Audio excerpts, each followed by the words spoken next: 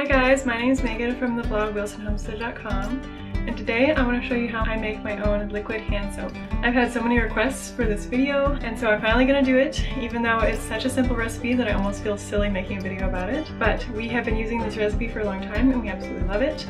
I'm so happy that I'm able to make something like this that's natural and healthy for my family, and that we're not using conventional hand soaps from the store that are full of chemicals and toxins and things that I don't want anywhere near my family. So I'm super excited to show you this recipe, and let's get right into it.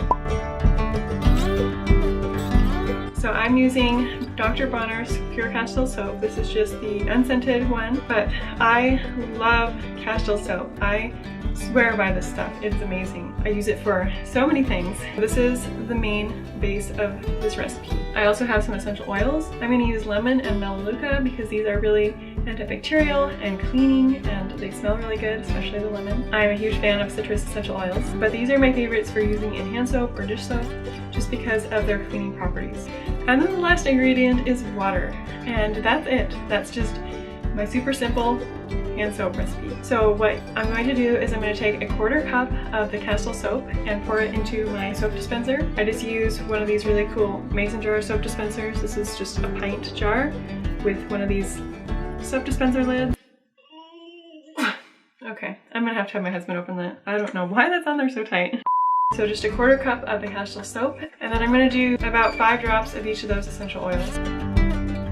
And then you just fill it up the rest of the way with water. It's ideal if you can use filtered water, but just use whatever you have. And then I just screw the lid back on and it's ready to go.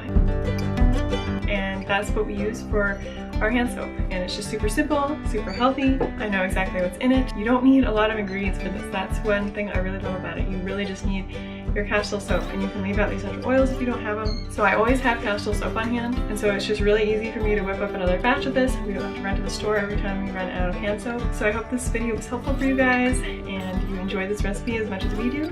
I will link where I got all the products down below, the Castile soap, the cool pint jar soap dispenser, and all my essential oils. If you're interested in seeing more recipes like this, I will link a playlist with all my bath and body recipes. But thank you for watching, and I will see you in my next video. Bye!